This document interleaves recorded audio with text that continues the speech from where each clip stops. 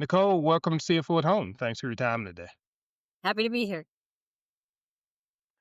So, I understand that you became deeply involved in the world of caregiving when your mother was diagnosed with Alzheimer's. That was your introduction to caregiving for those with dementia. And that happened back in 2021, correct? A little bit prior to that, she was diagnosed in 2021, but the lead up and the discovery, reluctant discovery started like in 19 and then 20. Like I flew from New Jersey to LA to go to her very first neurology appointment like mid-March 2020. And so I didn't know if I was going to be able to make it back to my house cuz the world was shutting down, but I did. Wow. Yeah, yeah. That's an interesting time for all of us. And to have that happening at that time, I'm sure just made a very surreal moment for all of us, even more surreal for you. We mainly want to focus our conversation today on the financial impacts of being a caregiver. But before we dive into that, would you mind sharing a bit more with us about that experience with your mother from the perspective of from the realization that was going on to maybe the initial caregiving? Yeah, I like to say I became a caregiver before I knew what a caregiver was. And my parents are divorced, so I have a mother, a stepmother, and a father. And my they were mid-70s, healthy, active, engaged, and then everything went sideways within a period of 1 year. So within 1 year, my mother was officially diagnosed with Alzheimer's and she was in Los Angeles. And then within that same year, my stepmother, who's a little bit younger, lives in Iowa and she was diagnosed with primary progressive aphasia. And then also right around that time, my dad, who lives in Iowa with my stepmom, he had brain surgery for normal pressure hydrocephalus. And so I was going from Jersey to Iowa to California to Iowa to Jersey. Pretty much, I got a lot of frequent flyer miles that year. To say the least, to say the least. Yeah, that is extraordinary that you were dealing with all three of those. And as far as the financial impacts and your personal involvement with financial impacts, how many of those incidents, how many different ways were you pulled financially? You were obviously pulled in all different ways emotionally. Yeah, fortunately, my husband was retiring about that time because I also had 5 children in New Jersey. So he was able to hold down the fort and he was phasing out of his career. And so luckily we were financially sound enough where I could bear the cost of all those plane tickets. And then the other thing that we totally lucked out on is that my mom was on a straight Medicare. She never got a drug plan or an Advantage plan or everything. So when she ended up in behavioral health and the ER and all these costs, she didn't get a single bill. So that was fortunate. And yeah, I've learned so much about Medicare. I don't really want to know anything about Medicare, but that's been a nightmare in and of itself. And then fortunately my dad and stepmom, they never had any kids together and they saved the Midwest values, you save and save, and they have good health care. And financially, we've been very fortunate in managing all this because it is expensive. So even though, fortunately for you, the financial impacts, the people who were impacted seem to have had resources to help to take care of that. Like you said, through your involvement, you know how costly it is. And I'm sure in your research, you also know that there are a lot of people who aren't as prepared as your family was financially. So when I think about how caregiving impacts personal finances. I never had a parent with Alzheimer's, but both my mother and my father went through a decline before they passed. My father's decline was pretty rapid. So from the time he needed caregiving until the time he passed away was just a matter of months. However, with my mother, it went on for years and years. Mm, I saw both edges of that, mm. and the common denominator that I saw from those situations was the cost impact of just general caregiving, particularly to a person who needs a fair amount of care. And family members can step in to a point, but people have their own lives, that type of thing. And it gets to a point where what's required, and I'm not even talking about the medical things, I'm just Right. talking about The just basics. yeah, general support, getting people in and out of bed and that type of thing goes beyond what even the best intended family member can support. That's what I think about with when I think about the financial aspects or the financial impact of caregiving. Are there things that I'm missing outside of that? I'm sure that there are. I think what you're referring to is the ADLs, the activities of daily living. So these are the grooming, the dressing, the eating, toileting, transferring. It's like a medical, whatever, pseudo medical term for the things that we do every day and we take for granted as maintaining our health and just the basic things we do every day when we get out of bed and even getting out of bed. And as we age, those things are harder and harder for us to do because we have a chronic disease, we have mobility issues, or in the case of dementia, those eventually the first it affects more mental type things, but then it eventually does affect the physical because everything's controlled by the brain. And so ADLs, activities of daily living, are a standard that are measured or tracked when you go to get care.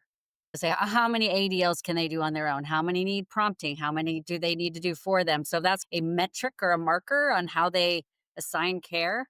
And people don't realize that Medicare does not pay for long term care. Zero. Zero. If you qualify for Medicaid and Medicare, and you have to qualify financially and medically, and it's different in every state. So that's a whole other ballgame that a lot of elder law attorneys are facilitating the spend down so people could qualify to go into a facility. And then a lot of people have the thing where I promised mom that I'd keep her at home or dad that I'd keep them at home. And yeah, that's a great idea, but if they can't get up and they can't go up the stairs and they can't feed themselves, and you worry about them burning the house down, you're going to have to hire caregivers to come in, and it's $40 an hour, and that adds up. And maybe they just need a little help, but all some of the agencies require a 4-hour minimum. And then what if someone calls in sick? And I'm obviously, I can go down 15 rabbit holes here on what can go wrong with the situation.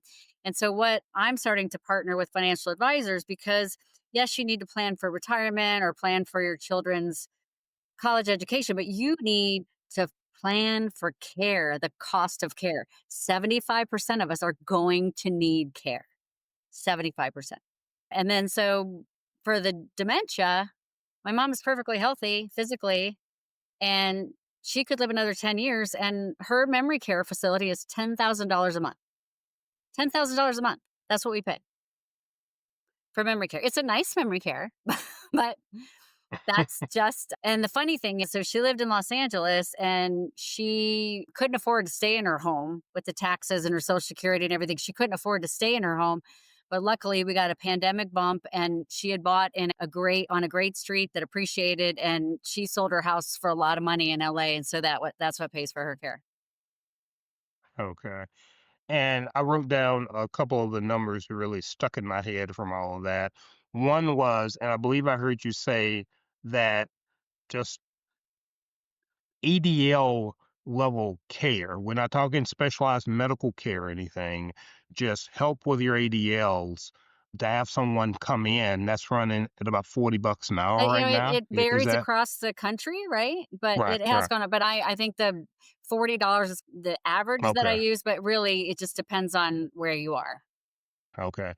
But I think that gives a general idea of just how expensive it is. And again, I wanted to emphasize the fact because I've been there that this is non-medical care.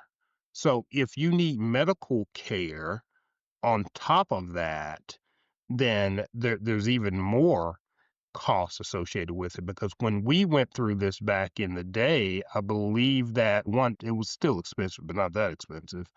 But it was still very expensive. And if I recall correctly, we had conversations with these people. I guess technically they were called sitters at the time.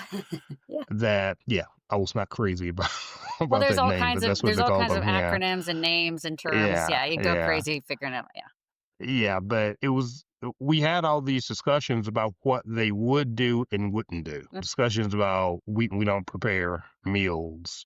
We I can't remember whether or not Well, they would in even. Medicaid, so some of them can put the Yes, medication in the little yes, buckets, but they can't give the medication to the person, like, and again, a lot of these rules are sometimes they're state specific, yeah. and the other bigger picture of that is there's the ADLs, but then there's the IADLs, which are the instrumental activities of daily living, which are more cerebral. Can you make a meal? Can you manage your finances? Can you keep the house and clean the house? So those are what typically go first when you've got a dementia situation because my mom insisted that she could pay her bills and manage her finances, but I have her checkbook where everything's whited out and crossed out and checked and highlighted. It's you can see her mind just going in circles like this. Her mind was like this scribble, and she was insistent. No, I'm still managing everything, and because she was living in her own reality, but she was the instrumental active and cooking. Luckily, she never cooked, so we didn't have to worry. But her fridge, she kept buying the same things, and they were going rotten in her fridge because she would just go to the store and buy the same thing, even though she didn't need that. Yeah, and I would imagine that maybe in the very early stages of that, maybe someone coming in to help them with the ADLs is sufficient. But as that situation progresses, you're going to grow out of that, and it becomes more and more expensive. You need more and more skilled care. The other I was sure to write down was that $10,000 a month that you said is the cost of your mother's Or care memory right care. now. She's in So memory for care, memory so it's care, for memory locked care. and yeah. So there's independent living, there's assisted living, it just depends on and some are a buy-in model and then a monthly fee, and some are a monthly fee. So it there's a lot of options these Right. days, but they're all expensive. And as you said earlier, none of them are covered by Medicare.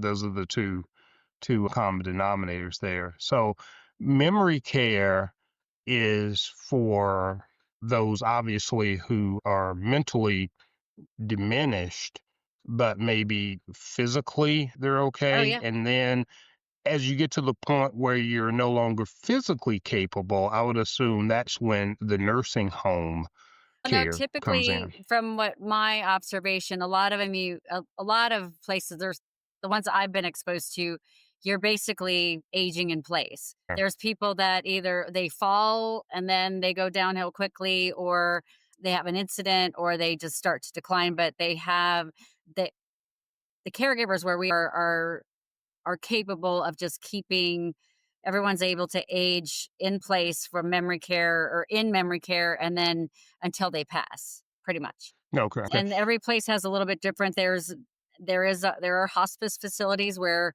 some people that can go if they're not in memory care already, but there's also hospice is a service that Medicare does pay for that comes to your house, but you have to be terminally ill to get that. So I just want to make sure that there are a lot of different flavors. Yeah, yeah, no, I know. It's confusing. I Yeah, spent yeah, 5 yeah, yeah. years To this, studying this, obviously, so yeah, yeah. But again, the common denominator is very expensive as you go through the different stages. So again, as horrible as this experience has been, it does sound like again your family has certain financial resources. Your mother had a house, that type of thing. mhm. Let's talk about those who aren't as fortunate to have those resources. So the picture we painted so far is you're not going to get help from Medicare unless it's a hospice situation.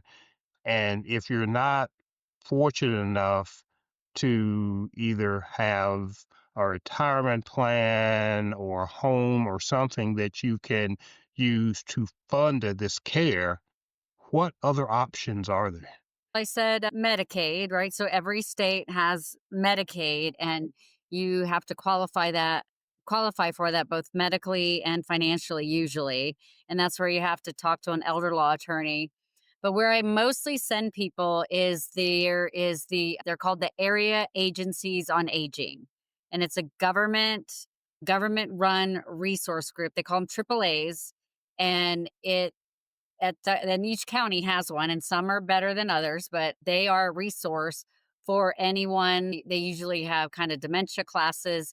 They have memory cafes where people can bring their loved one and talk to other caregivers and learn about resources. A lot of times they will have referrals to financial planners or elder law people, and they'll have webinars or they'll have Medicare seminars. So the area agencies on aging, and I think it's eldercare.acl.gov.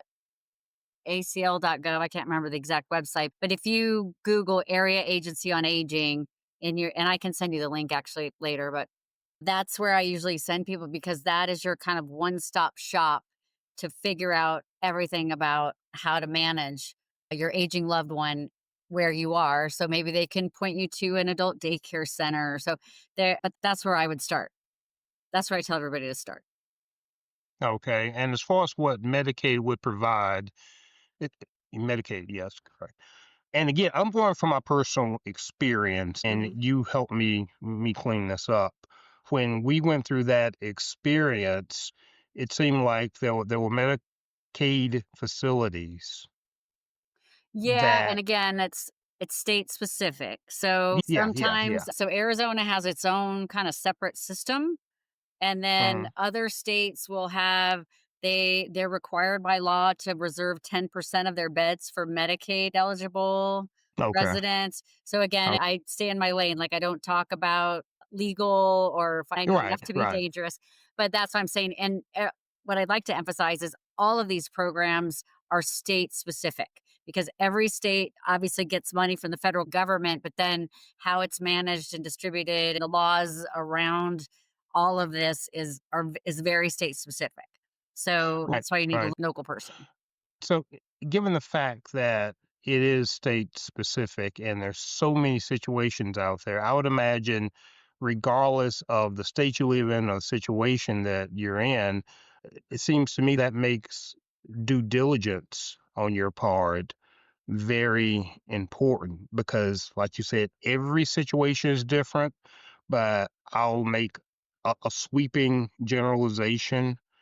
Just like any health care provided by the government, I'm going to make a broad statement that the quality of care that you can get probably varies wildly.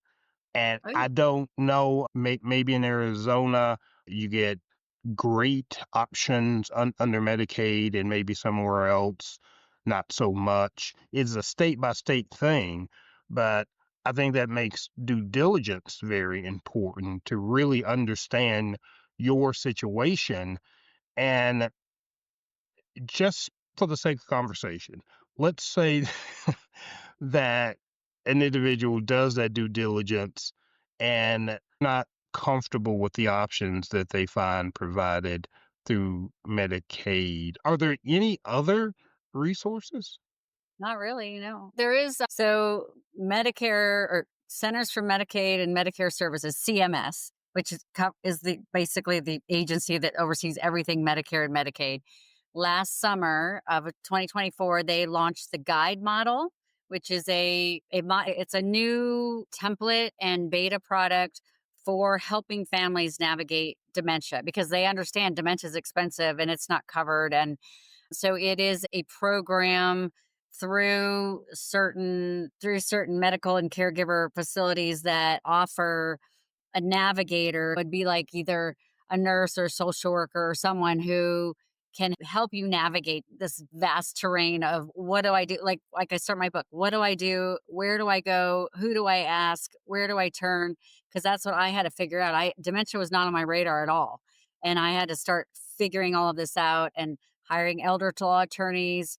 My husband's a CPA, my aunt's a nurse. So I started putting together a team. So you literally have to put together a team like from either your friends, your family, your faith community, or your paid professional. So you have to start with a conversation before things get bad. How do you want to live? Where do you want to live? Where can you afford to live? And the thing I always tell people too is get those powers of attorney done right now. Power of attorney for financial and power of attorney for medical.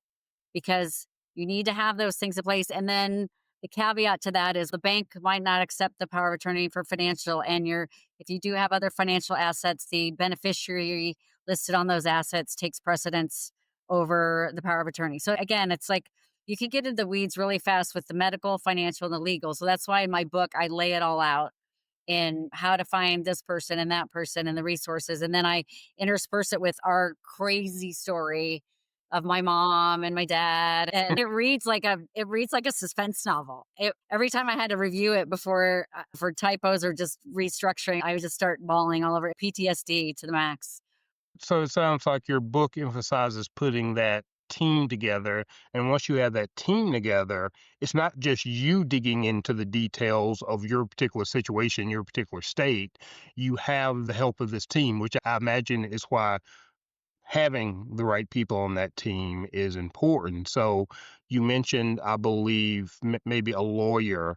I just want to Yeah. talk about the team here. So maybe a lawyer who is familiar with elder care. Yeah, it's an elder law Uh, attorney. They're specific, and there's okay. a national registry for elder law attorneys that you can type in your zip code and what they'll pop up. So they specialize in elder law. So they know all these rules.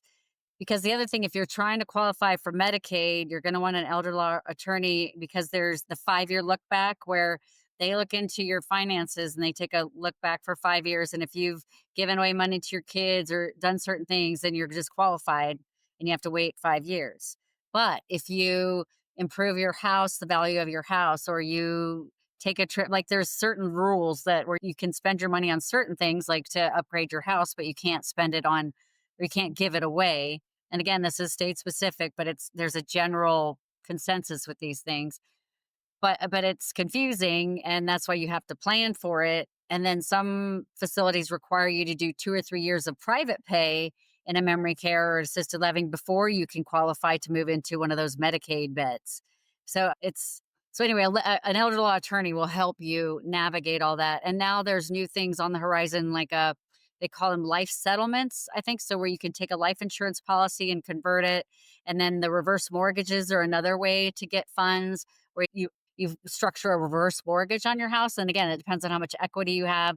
So there's people out there that do all these things. It's but it's a lot of work actually, as you can tell. Okay. But it sounds like that elder care lawyer is the gateway to a lot of those other resources that you need. I imagine that Mhm. is also the person you mentioned, powers of attorney, that type of thing. I imagine that's also the person who would put that together for Mhm. you. So outside that lawyer, I think you also mentioned a CPA. Well, so my husband's a CPA, so I just give him the tax. So you didn't have to look for in your Exactly, case. and I trust him, which is important. So I got my husband as a CPA, and then luckily my aunt, my mom's older sister, has been a nurse for half a century, so she was dealing with any kind of medical questions we had. I know, and then my good friend is a financial advisor. So luckily I had all this stuff built in except for the attorney, and I had to have an attorney in California, an attorney in Iowa, an attorney in Jersey because it's a lot. It's a lot. Wow. Okay, so we've talked about a lot of resources as they are.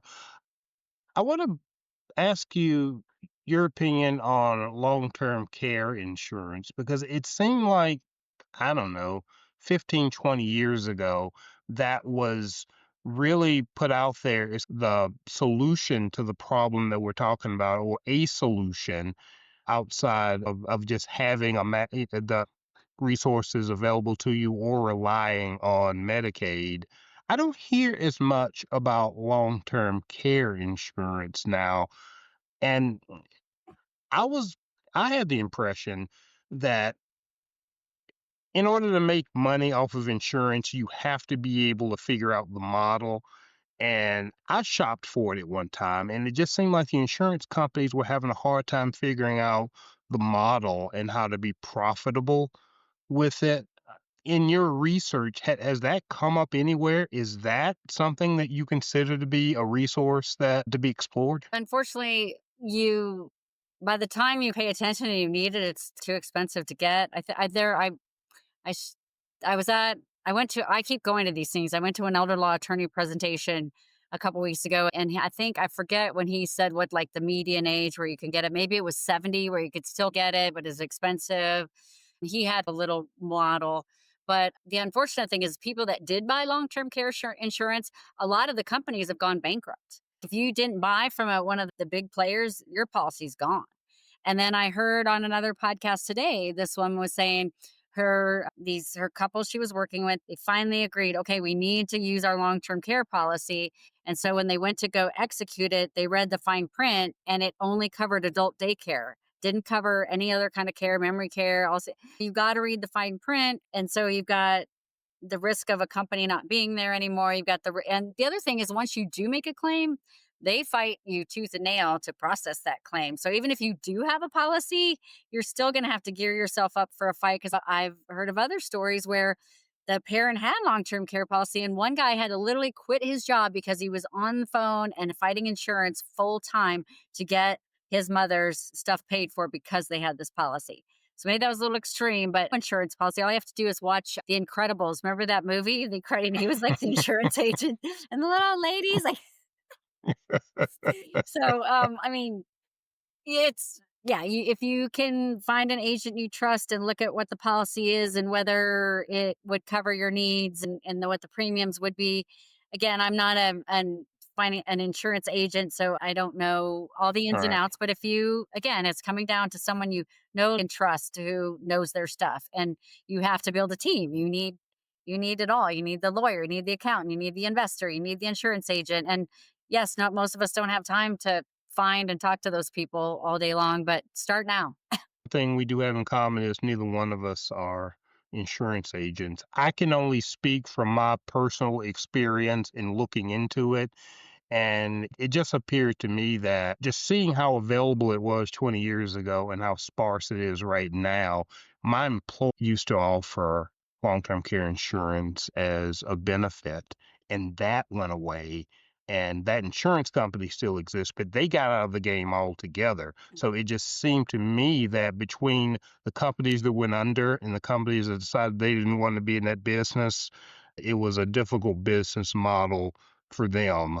So it was a great idea, but I don't think the financials work very well for them. So I think the resources that we've talked about in books like yours have stepped in to fill that void. So I think we've accomplished our core mission. We have talked about care from a financial perspective.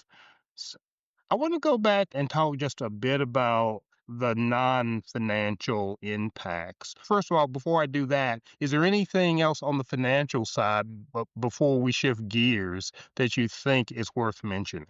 You always tell people just you got to start having these conversations. Nobody wants to die. Nobody wants to get sick. Nobody wants to be debilitated, but we're all headed that direction. So All it's right. not easy to talk about, but you've got to. My dad didn't want to talk about making his will. He's, I'm not dying. I'm not doing it. And it took me 18 months to get where I just flew to Iowa and like, I hired an attorney. I need to know what's going down in the state and you can come with me if you want. Cause I, I just took charge and then he eventually worked with the attorney and did drafted everything on his own terms, which was fine. I didn't want to have to deal with probate on the other end. I have two situations. My mom had all of her documents completely done: will, trust, estates, powers of attorney, but she wouldn't leave her house. And that's a whole other realm where we were looking at conservatorship because even though I had power over everything on paper for her and medically, we did not have power over her person, which has to be decided by the courts, and that takes 6 months because she was cognizant enough she wasn't leaving her house. And then my dad had nothing done on paper. But just you have to start talking about this stuff and you have to make a plan because I always say you're going to get the call about a fall, a stroke, a financial scam. People have lost tens and 20 thousands of dollars on financial scams. That's a financial piece worth mentioning. And you did an excellent job of kind of bridging the non-financial aspects, the emotional aspects of what's going on, to the financial impacts that those might have. And you brought up this whole thing of not wanting to think about death.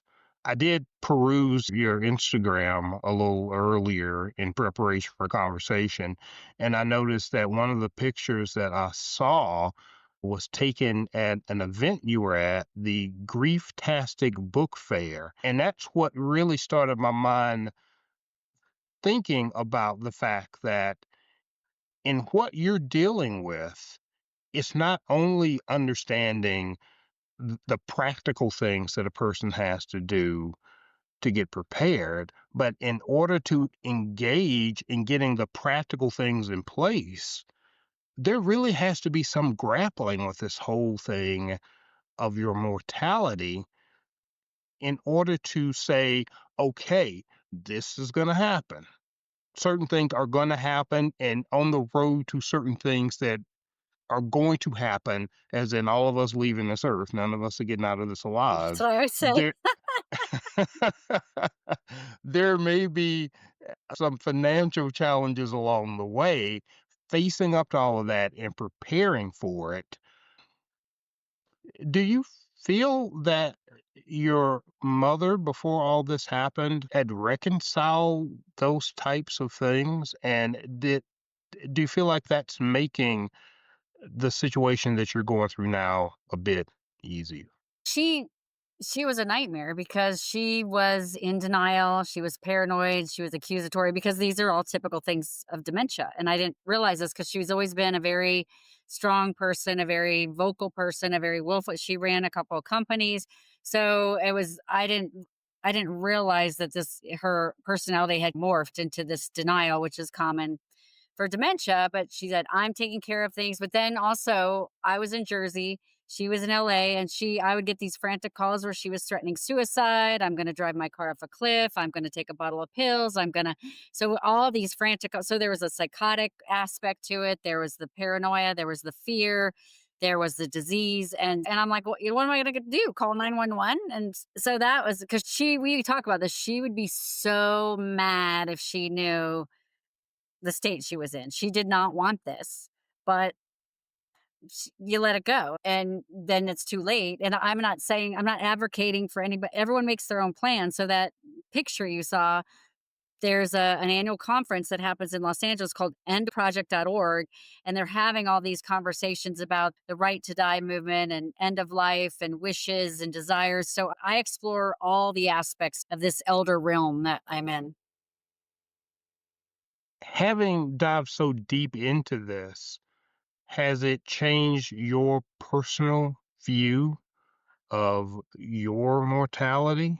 I grew up Catholic, so there's all that dogma that I'm a cafeteria Catholic, I'll put that right out there.